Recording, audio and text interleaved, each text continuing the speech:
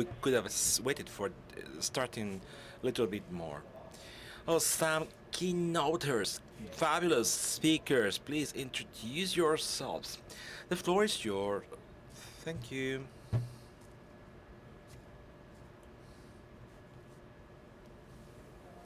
Thank you, Roman, for your wonderful, short presentation, short introduction to us. Thank you very much.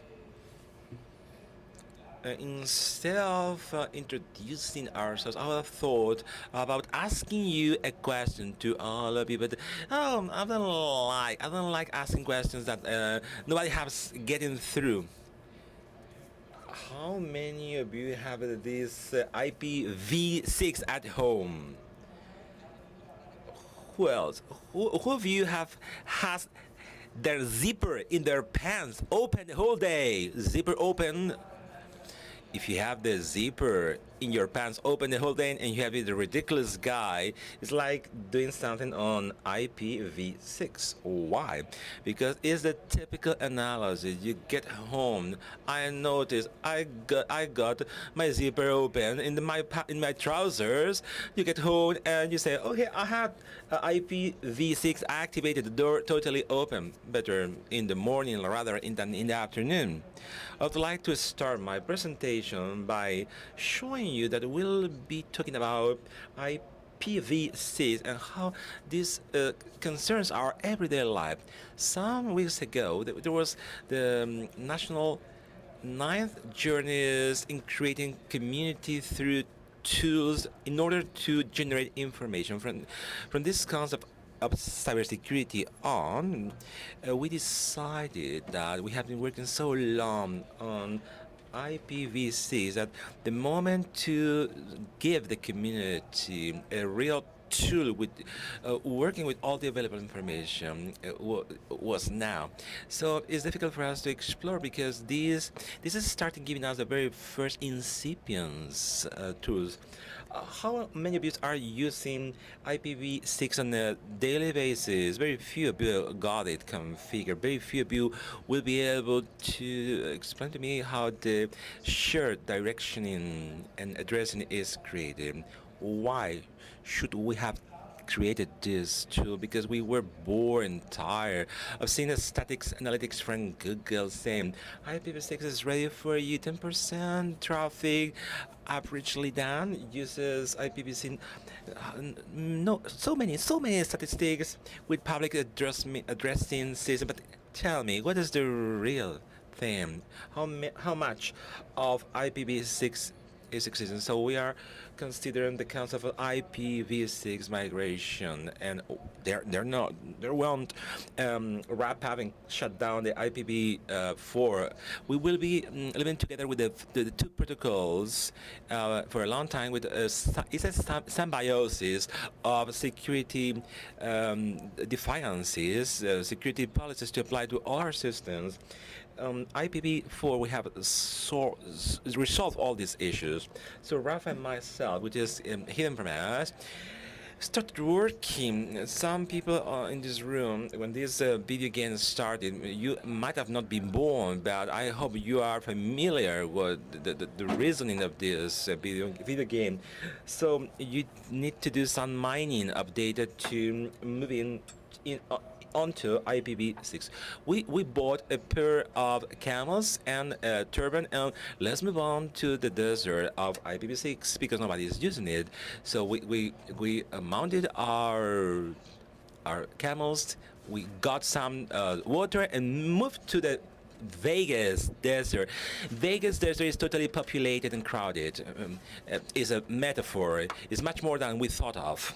So this is corroborated by people like Kaidos. On this portal you can access so many reports related to the impact of IPv6 and 4. You can see on this image on screen on the left the 4th version and the 6th version. This is back to 1 year ago. So I thought IPv6 might have grown up much more. There is one single yellow point on 6th version, which is General Electric. I don't know if General Electric is a company giving you points of access through IPv6. It's a broker channel. And the real thing is those not having IPv6 get throughout of that. So let's move on to IPv4 as a starter. This is the commencement. I'm new on stage. I'm a newcomer. So it's my debut on stage. Before moving on to IPv6, let's try to get the coordinates on the previous former version IPv4, what we are used to using now. We know how an IPv4 address is. We know how it is a sub network. We know to doing pins on Google 8.8.8. You might have scanned some scanning on IPv on versioning and analyzing networking. This is a common procedure and then accessible for you to understand. There are some tools you might have been familiar with that allows us, in principle, to scan all the IPv4 public space of the addressing for 5 minutes. They're using public domain tools. All researchers can create their own database, and some projects such as Zoomi EI coming from China. Here they create an interface based upon portal web for users and to look for information. Census.io, kept by an American university, and managing the huge amount of information very powerfully, classify the structure, which is very useful for security analysts as to recurring and resorting to these sources of information. There's IPv6. We can get an idea of which is IPv6 is totally untouchable, unattainable, totally different. We're talking about the 128 bits. We don't get very complicated, so let's make it simple. Let's move on to the ITF, the standardizing organization. There are some implications by scanning networking on IPv6. To be more specific, there tells that the traditional IPv methods will stop being feasible, period. We're familiar with MEVAC. This happened last week. They don't allow us to scan. Only then allows us to scan if it's a part of the version 6, only a host direction. We cannot indicate, and we cannot indicate ranges on IPv6 because it's not worth doing so. If you do some research, you'll know why. Network reconnaissance in IPv networks. We can read, as you can see on screen, that on IPv4 based upon the principle of brute and gross force. Let's check out all the versions. I check everything that I can find in many things. But on IPv6 we cannot do some attackers. In this very case, should be more creative and imaginative when it comes to confronting and tackling these problems. In the very end, it seems that the folks are being sent this message. Don't do it. Don't scan IPv6 because it's not worth doing so. Look at a different direction.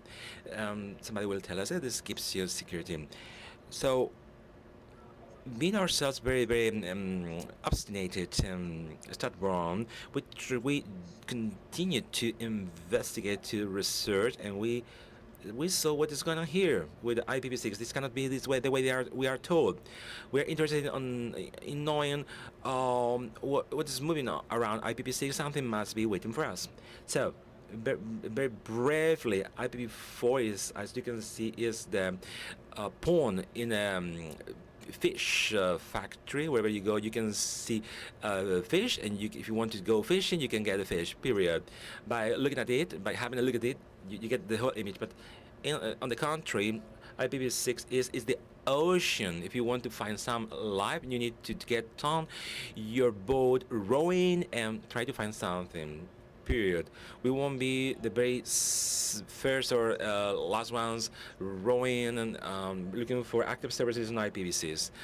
But some of you might have started launching some actions on email newsletters from open source security. Somebody complained about the bad use done by the NTP project. Some of you are familiar with NTP service? Oh, thank God. Some might have been familiar.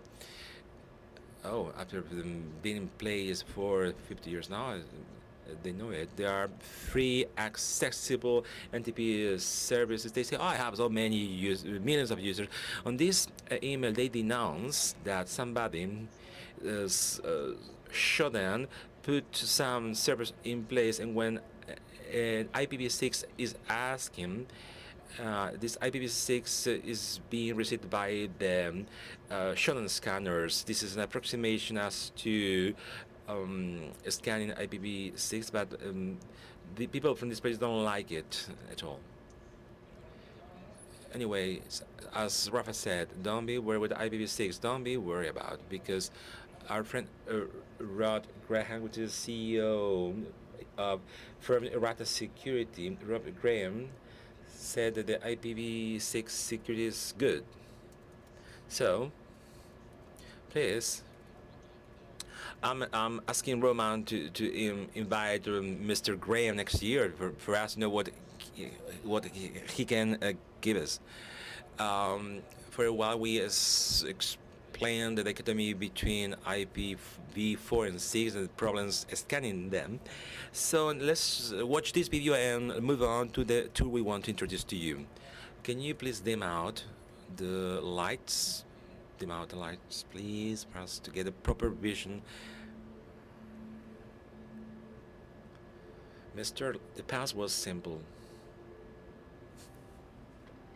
The future is complex.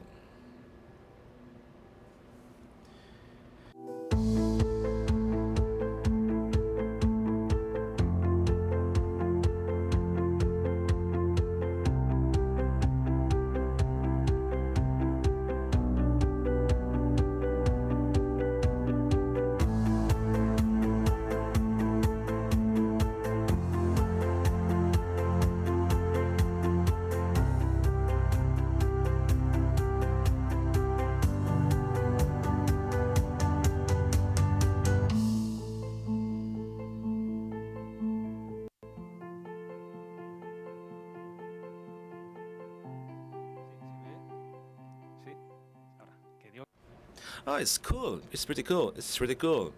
Oh, we are so proud of it. The moment has come. Why are we here? Because we want to introduce you a service we may like by the name of IPv6 Intelligence. Please, we need your feedback.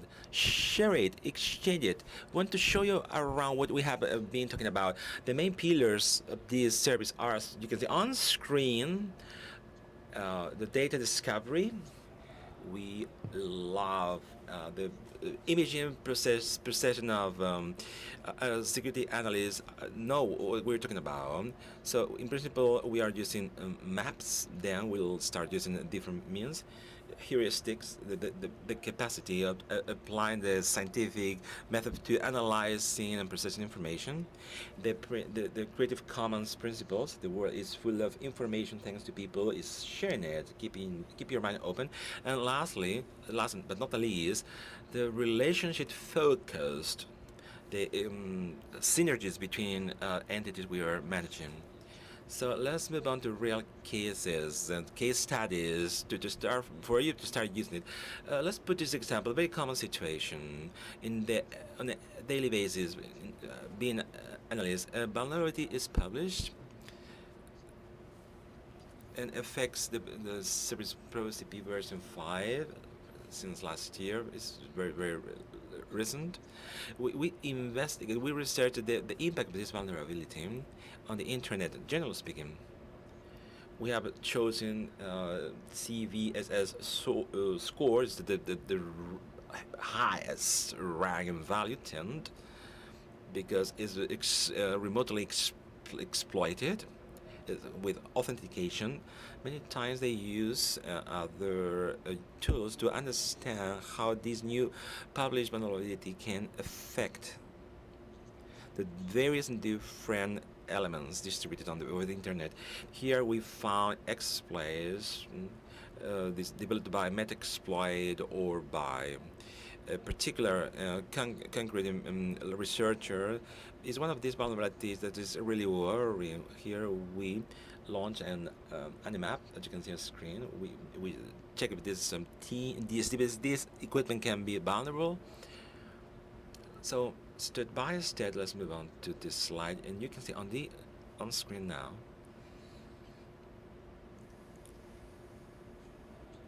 We guess that we are checking and examining. I don't know if I have to move around here.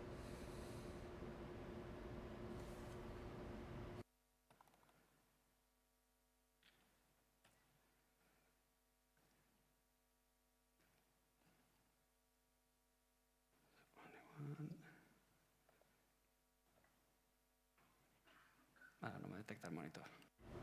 The screen cannot be detected. Can you scroll down?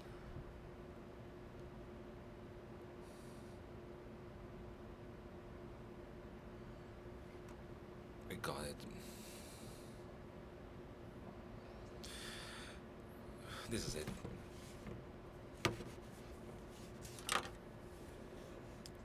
We can see IPv6 intelligence available for everybody. As soon as you get in, you can see an interface which is very easy to use, not too many complications anyway. User password. In this case, let us pretend, and I'm sure you've done this before for IPv4,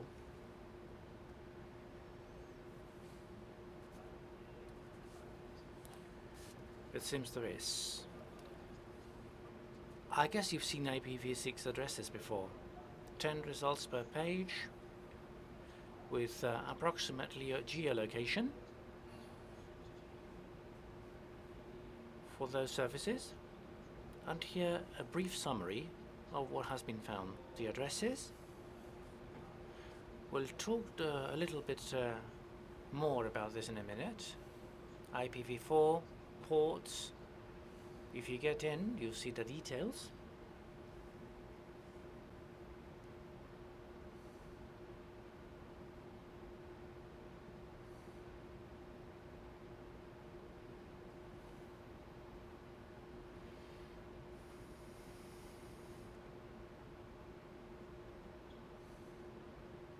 In this case, we just chose one at random. Information about all the ports, 25, 80.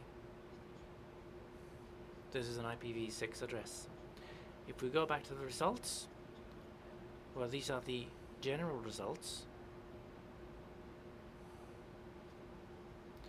This is what comes up in real time under different ports. But going back into vulnerability, anyone thought of discovering ports exposed? But there's quite a few.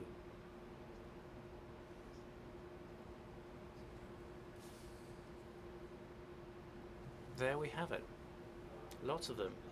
Ports exposed. This is a very simple case anyway. Let's move on.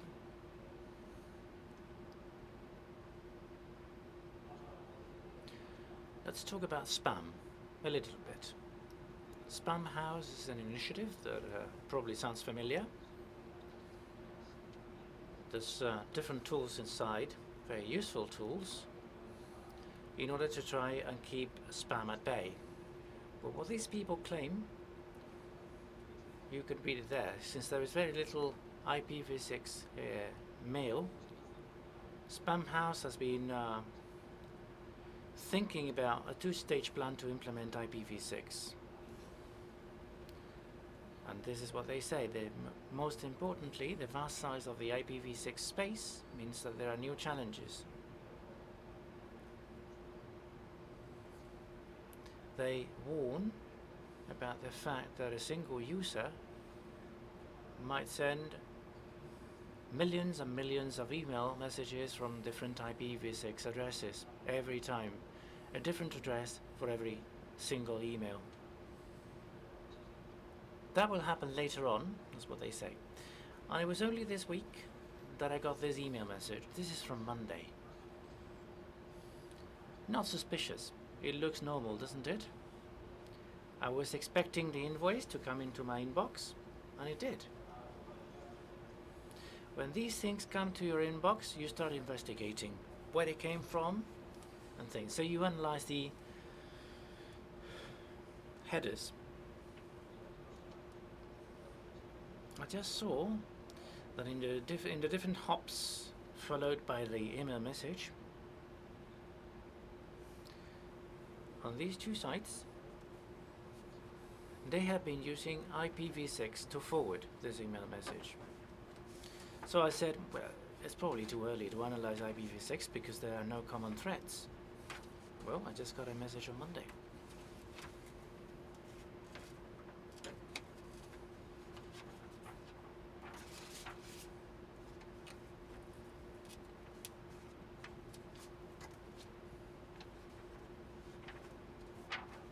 Port 25? None. I'm sure there's none. But then look at this.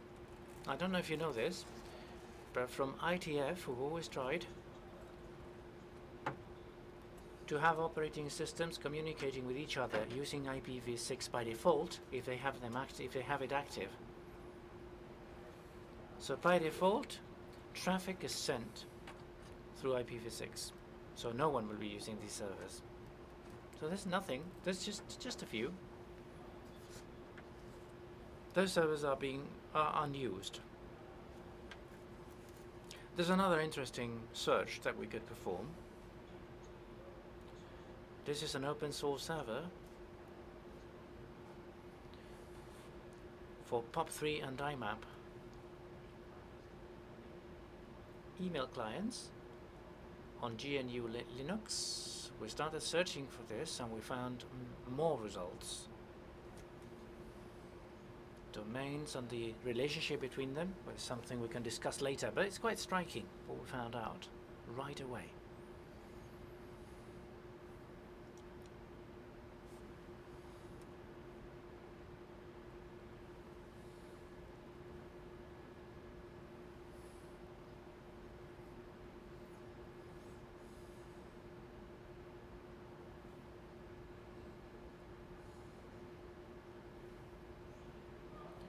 Okay, we shall now move on to prehistoric times with the internet. We'll be talking about DNS. I know that Roman is not a very big fan of DNS, but we were wondering how many DNSs may have been rolled out with IPv6.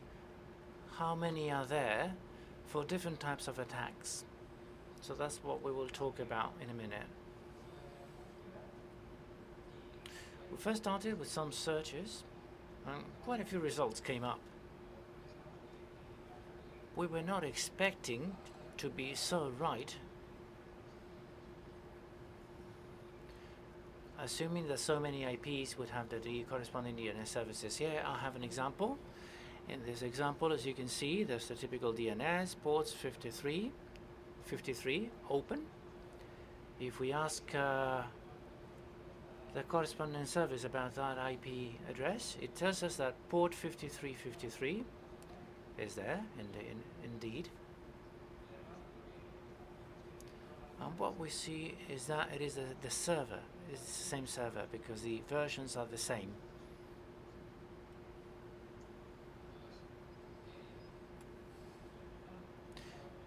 I hope you noticed, Rafa has been showing you the demo. In each IPv6 address, you have the ports, IPv4, IPv6, and the domains associated with the two IP addresses. Why are we focusing on this type of information? Because we believe it is important to know about the relationship between the two protocols. The key here, in that symbiosis that we mentioned at the beginning, how the two protocols are coexisting with each other and what differences can be detected. That's why we thought it would be convenient to generate a list of all entries into DNSs associated with IPv4, which were associated in turn with IPv6 addresses. We were looking for the relationship between the two protocols. We'll now move on into something which is more modern protocol.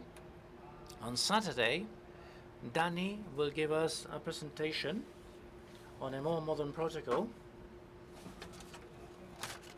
Yesterday during lunch, we tried to get Danny drunk enough to tell us a little bit about the things he would talk about on Saturday regarding RabbitMQ.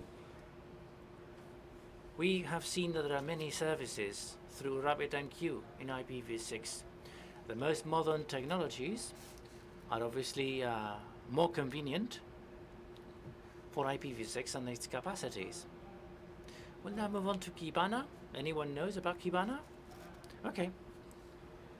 I'm not an expert at Kibana. I see it as an interface, or as a framework really, to do active search in a more powerful way.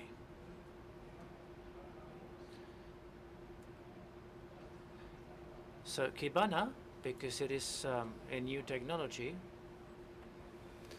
could be found in many places. This IPv6 has a Kibana active, one Kibana active. If we go to Sudan, again that port is not scanned. That doesn't mean that Sudan is not scanning it. It may well be that there's only just that port for IPv6, or Sudan hasn't gone through it.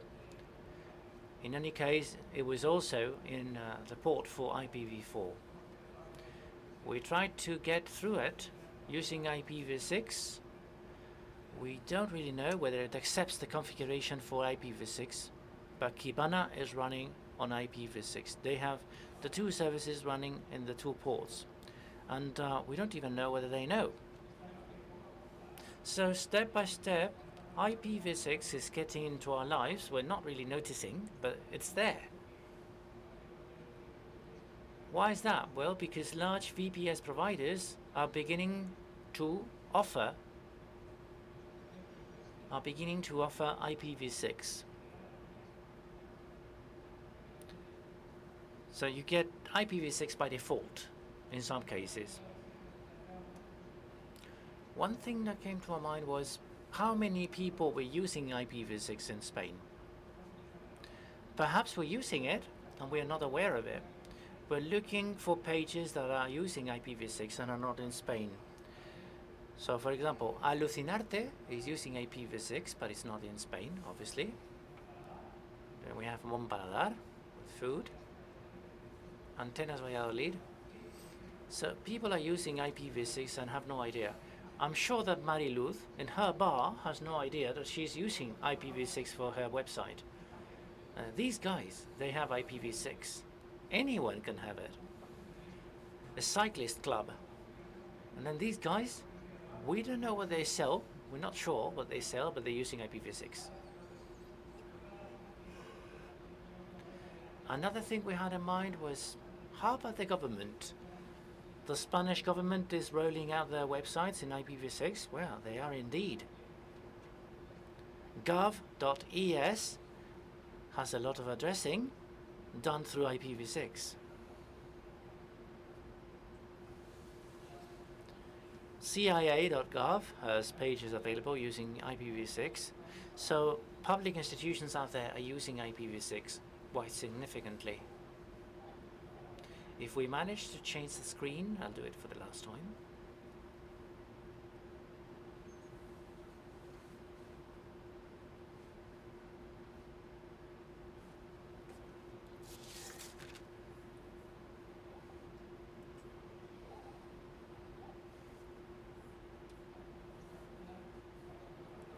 I guess these searches are clear enough, yes? Because this is what we have been doing with our beloved Sodom. It didn't get to you?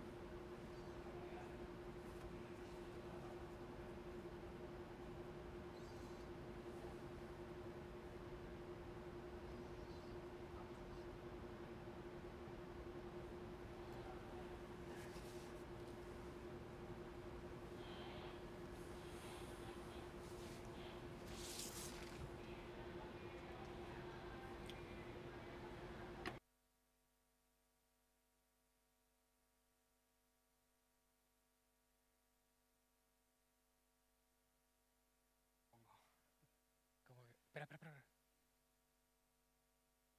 La pongo yo, no te preocupes. Por esto. Ah, no. Espera, la pongo yo la mía. Creo que sí, creo que sí. Joder, es que no quiero ponerla aquí. Apaga el monitor o algo.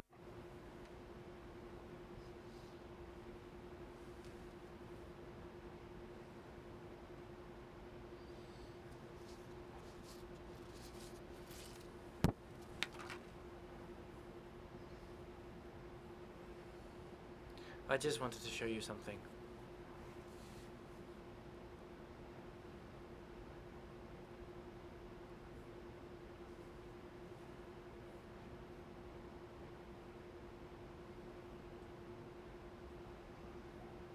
So we do the search, we have the 7 pages of results. I forgot to test this beforehand. We have none with CPE. What does that mean? That we haven't done good fingerprinting yet. But when you get into the documentation, what Rafa was looking for,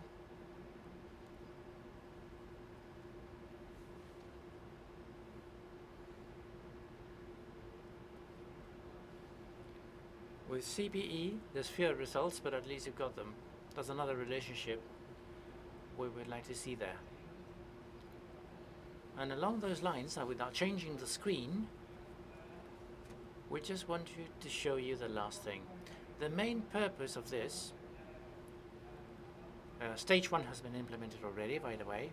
We've set up the entire infrastructure, so we're doing everything in fully automated mode. The next goal is to represent information graphically, depicted graphically.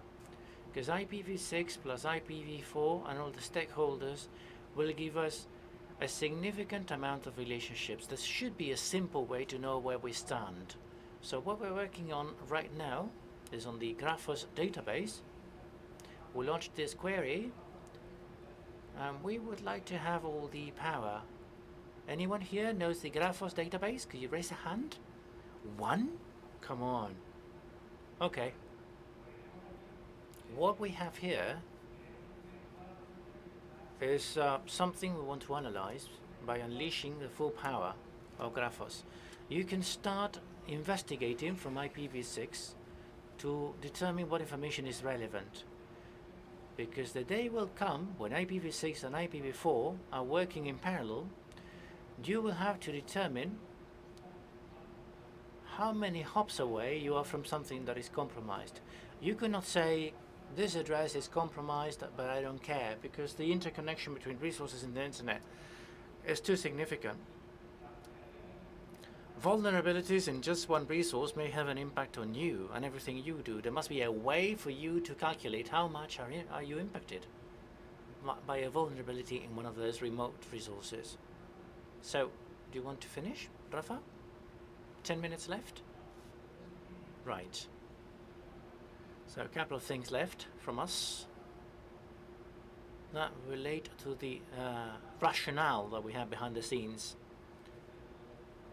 As of lately, and I'm not sure you've read this, this is an initiative that struck us, as you can see.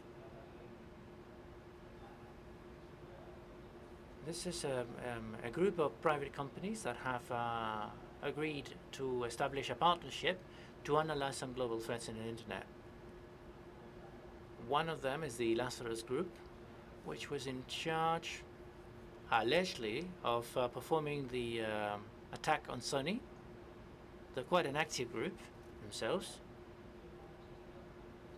So what these guys have done is to publish a huge report with a lot of information about the type of exploits, the tools that are being used at low level. As I say, a huge report, extremely interesting if you have the time to go through it. Very interesting read. Anyway, what struck us was the fact that they're sharing information. Why did they do this? Well, they did this so that any antivirus vendor, anyone interested in cybersecurity, can have resources for reference so that they can detect threats and apply the most convenient tools to them. At the end of the day, we agree with this, despite what this guy had to say. Rob Graham, we believe is rather the opposite. We want people to know what is out there so that everyone is aware of the degree of exposure of different systems. So we just wanted to touch upon this. I'm sure there are people out there that disagree completely, because this could be a way to give tools and ideas to script kids and others, but we believe it is the opposite. And last but not least, we would encourage you to pay us a visit using this new Twitter account, which was born today, in fact. So the first tweet coming out of this account is being tweeted now.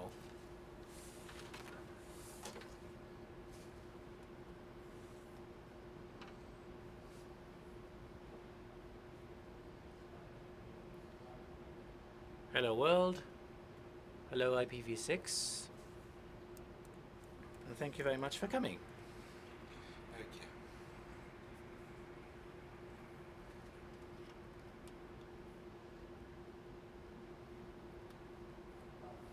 Any questions from the floor? Please stand up so that we can see you.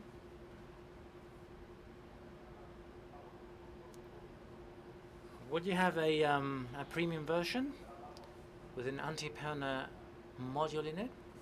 We would like to thank Geeky T-shirts for their support for our official presentation. Any more questions? This is a free service, for the time being anyway.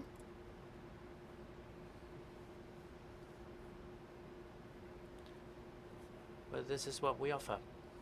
Surprises will come later on. Any questions?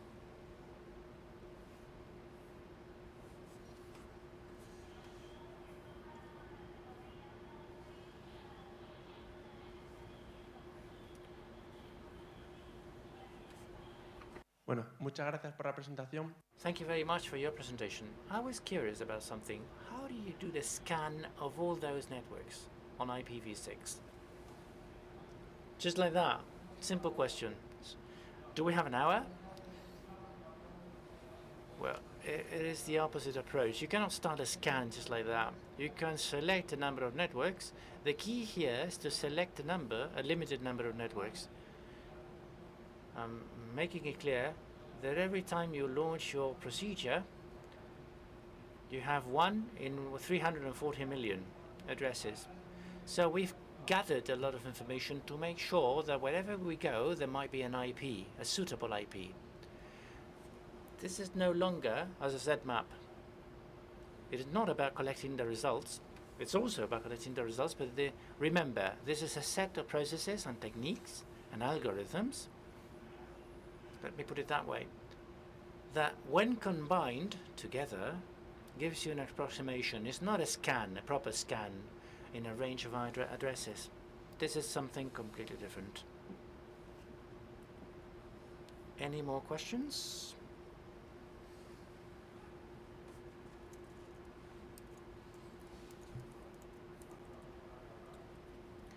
Please pass it on.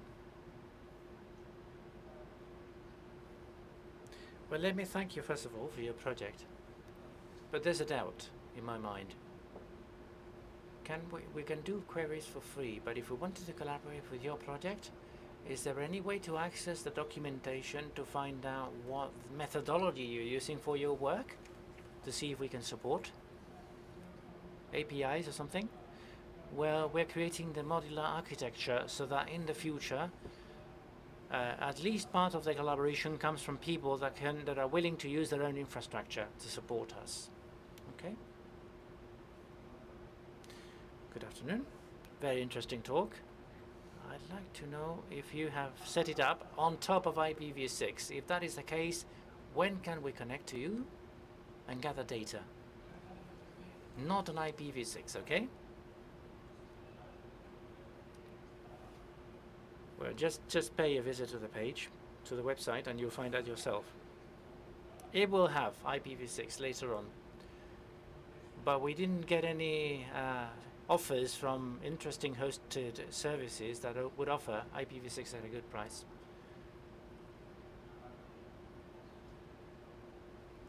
Just to clarify, we're not using IPv6 for the time being. Very well, thanks very much.